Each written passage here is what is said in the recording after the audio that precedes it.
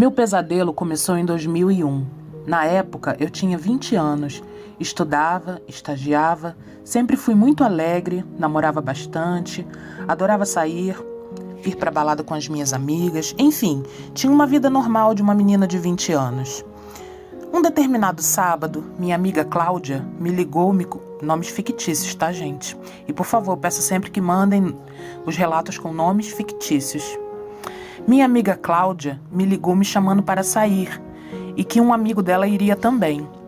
Combinamos o horário e ela disse que passaria na minha casa para me buscar de carro com ele para a gente sair.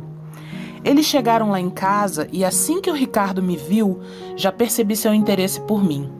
Mas eu sinceramente não achei ele nada atraente. Porém, me pareceu um cara bem divertido. Gosto de pessoas animadas que me fazem dar risadas. Enfim, fomos para uma pizzaria. Eu, Cláudia, o namorado da Cláudia e o Ricardo. Dali já senti uma certa situação armada para que eu e o Ricardo ficássemos. Eu não quis, me fiz de desentendida e apenas conversamos. Sou geminiana, sabe? E adoro conversar. Se me der assunto, eu vou embora. Ricardo se mostrou bastante interessado em mim. Eu sempre fui muito bonita, modéstia à parte. Sempre chamei muita atenção. Trocamos telefones, pois naquela época não existia rede social. Contei um pouco sobre a minha vida, que estudava enfermagem e estagiava em uma determinada empresa. Ele me contou que trabalhava como chefe de cozinha. Trabalhava embarcado e muitas das vezes passava meses no mar. Que morava sozinho, etc. Ricardo não me atraía fisicamente, mas tinha uma boa conversa e era engraçado. No fim da noite, ele me levou em casa e me pediu um beijo. Eu fiquei sem graça, né? Não sabia o que dizer, mas ok, nos beijamos e só. Nos despedimos e vida que segue. No dia seguinte, fui para o estágio, de manhã, dia normal, quando me avisaram que tinha um rapaz procurando por mim na recepção. Eu juro que eu não acreditei quando eu vi o Ricardo ali no meu trabalho com um buquê de flores. Sei que muitas mulheres achariam isso super lindo e romântico, mas eu fiquei assustada. Confesso que aquilo me fez ter um pouco de medo. Achei invasivo e inconveniente. A gente se conhecia há menos de 24 horas e demos apenas um beijo. Olha, energia não se engana. E dentro de mim já surgiu um incômodozinho.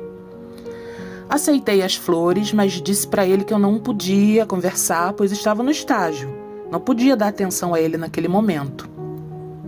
Ele disse que tudo bem, que ficaria me esperando no carro até a hora da minha saída. Que queria me levar para jantar, que gostou muito de mim, da minha companhia e sequer perguntou se eu aceitava. Ele simplesmente planejou todo o encontro e me enfiou nos planos. Quando eu saí do trabalho, ele realmente estava lá me esperando. E ele me levou para conhecer o apartamento dele. Fez um jantar muito bom, ele realmente cozinha muito bem. Tomamos um vinho e outro vinho. E daí para frente vocês já devem imaginar onde eu fui parar. Sim, na cama dele. Vou confessar que o o Ricardo não tinha de beleza física, ele tinha de bom de cama. O cara mandava super bem. Daquele dia em diante, o Ricardo não saiu mais do meu pé. Me ligava várias vezes por dia, me buscava no trabalho de surpresa, aparecia por acaso aonde eu estava. Um dia cheguei em casa do trabalho e adivinha quem estava lá cozinhando um jantar surpresa? Sim, o Ricardo. Minha mãe toda encantada porque ele decidiu fazer aquela surpresa para me pedir oficialmente em namoro. Estava meu irmão, minha cunhada, meu pai, todo mundo me esperando para a grande surpresa. Ricardo com buquê de flores e alianças de compromisso. Eles perceberam que eu não gostei. Nem tentei disfarçar. Aquilo já estava me sufocando. Que absurdo! Que cara sem noção! Me senti pressionada para aceitar namorar com ele. E eu não queria namorar com ele nem com ninguém no momento. Eu adorava a minha liberdade. Achei aquilo uma forçação de barra. Mas mesmo com tudo isso, não consegui dizer não. Hoje eu sei o porquê, mas na época eu não sabia. Mas eu vou chegar lá mais pra frente. Aceitei o pedido de namoro e, com o passar dos dias e semanas, eu até comecei a gostar do Ricardo. Sentia saudade dele quando a gente não se via e até considerei que talvez eu estava sendo um pouco intransigente. Chegou a época do Ricardo embarcar. Ele passaria 3 meses no navio e me convidou para ir com ele. Os tripulantes podiam levar namoradas ou esposas quando ficavam muito tempo no mar. E eu aceitei ir. Eles fariam a costa do Nordeste e eu sempre quis conhecer. Então achei a ideia legal. Nessa época, eu já havia concluído meu estágio e estava desempregada. Então, não tinha nada que me prendesse de viajar. Mas foi nessa viagem que eu conheci o lado obscuro do Ricardo. Ele praticamente me trancava o dia inteiro no camarote porque não queria que ninguém desse em cima de mim. Fazia piadinhas me inferiorizando e se eu ficasse aborrecida, ele dizia: "Ai, eu tô só brincando". Me acusava de estar me oferecendo para os homens do navio, criticava a cor do meu esmalte, criticava meus shorts que nem eram curtos. Enfim, eu passei aquela viagem mais chorando e querendo voltar para minha casa do que me divertindo. Disse para ele que no próximo porto eu daria meu jeito de voltar para casa, e foi o que eu fiz. Chegamos em Natal e liguei para o meu pai pedindo ajuda para comprar uma passagem de avião e ele mandou o dinheiro. Voltei para casa e deixei ele lá sozinho. Eu estava decidida, para mim estava tudo acabado. Ele me ligava diversas vezes, mas eu não atendia. Quando ele voltou de viagem, veio até a minha casa me pedir perdão e a minha mãe, em vez de me apoiar e nem deixar que ele passasse do portão, deixou ele entrar e ainda ficou com dó dele, pois o fingido chorava e pedia perdão.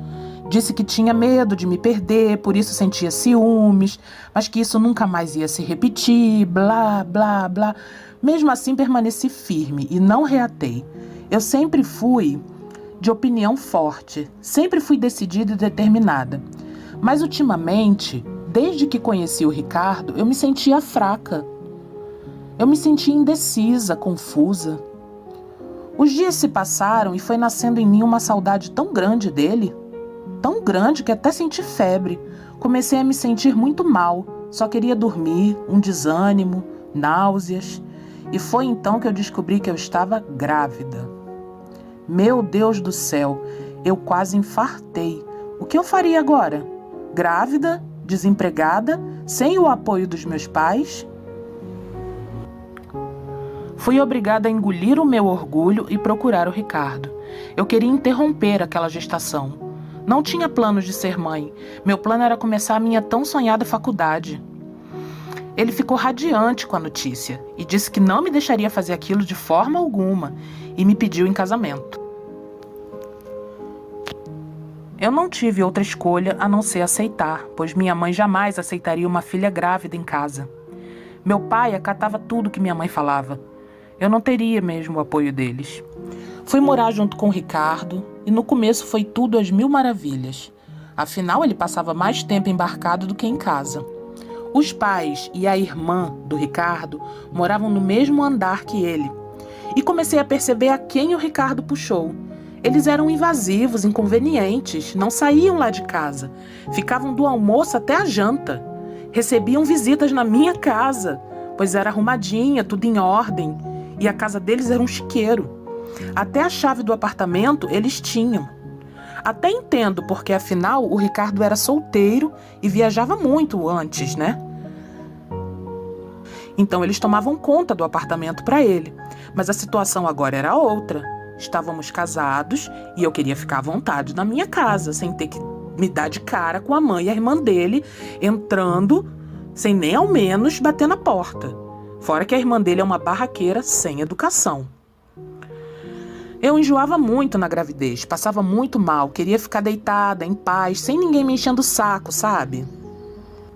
Elas se metiam em absolutamente tudo. Cobrei do Ricardo uma atitude e ele ficou a favor da família dele.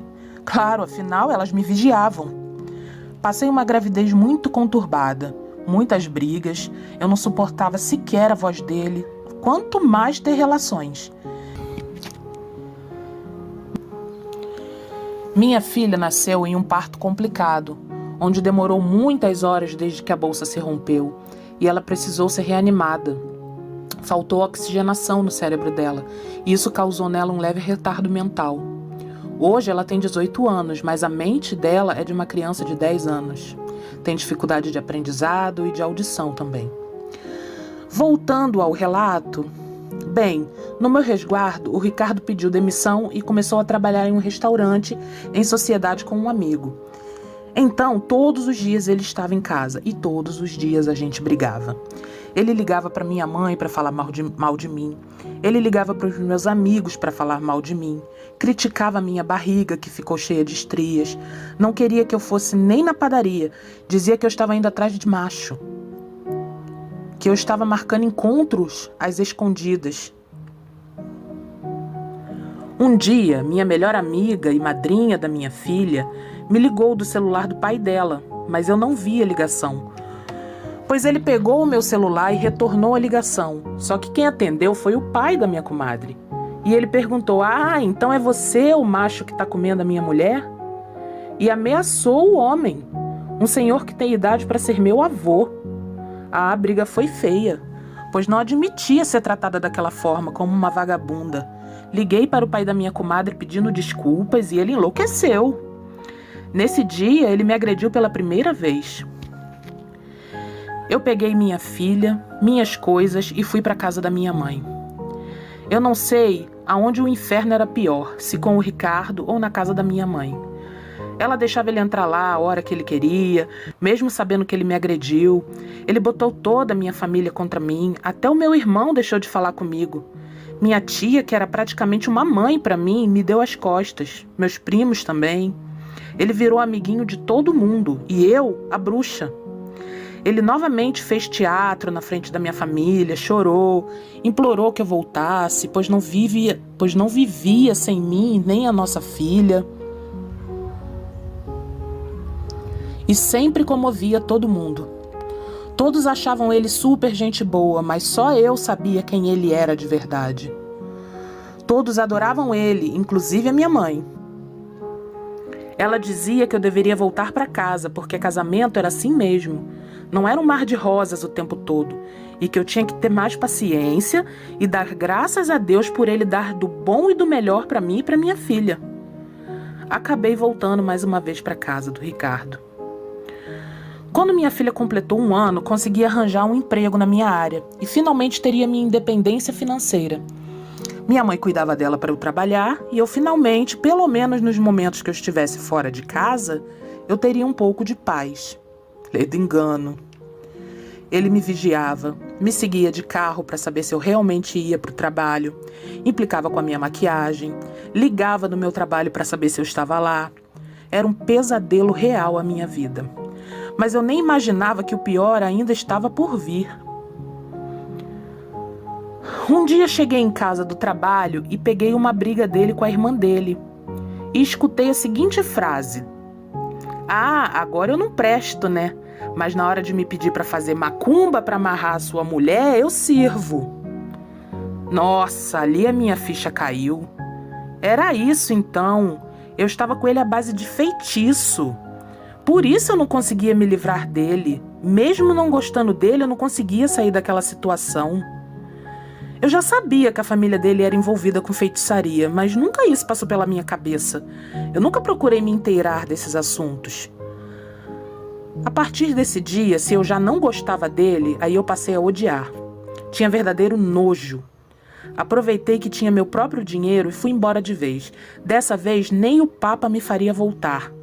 Meus pais, vendo minha situação, aliás, meu pai tomou uma atitude e proibiu a entrada dele lá em casa.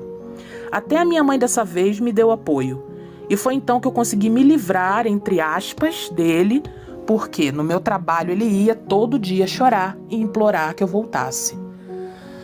Lembra da minha comadre? Ele odiava ela por ser minha amiga e confidente. Dizia que ela arrumava homem para mim. Um dia foi até a casa dela atrás de mim, me agrediu e tentou jogar o carro em cima dela. Fomos à delegacia fazer ocorrência. Ele foi chamado e eu consegui uma medida protetiva, que proibia ele de se aproximar de mim, do meu trabalho e da minha casa. Então, finalmente, eu consegui ter uns dias de paz. Mas eu não era mais a mesma. Meu brilho, minha força, minha autoestima, tudo se perdeu. Comecei a ter pânico de sair de casa, medo de estar sendo perseguida, de estar sendo vigiada. Fui adoecendo, perdendo o ânimo, a disposição. Comecei a faltar muito no trabalho e fui demitida. Caí numa forte depressão. Meus cabelos caíam aos tufos. Minha gengiva infeccionou e abriram feridas com cheiro podre na minha boca. Eu lembrei que uma tia minha era da Umbanda e decidi procurar ela para saber o que estava acontecendo comigo. Ela viu no jogo de tarô que ele realmente fez amarração amorosa para me prender e que continuava fazendo macumba para eu voltar. Por isso que eu estava adoecendo e com a cabeça virada. Ela cuidou de mim, me deu banhos de ervas para limpeza e um trabalho para desfazer tudo aquilo. Realmente melhorou por um tempo, mas ele, como não conseguiu me ter de volta, começou a fazer mais e mais trabalhos para me arruinar, para eu nunca mais ser feliz com ninguém, e realmente até hoje eu nunca mais tive ninguém. Ele, com ódio de mim, nunca mais quis saber da filha. Eu, por mim, dei graças a Deus, mas ela sentia e sente até hoje muita falta dele. Ela procura ele e ele a esnoba. Isso sim me faz sofrer. Concluindo o relato, foram anos de terapias, remédios controlados, limpezas espirituais, e ainda assim eu continuava em uma depressão profunda.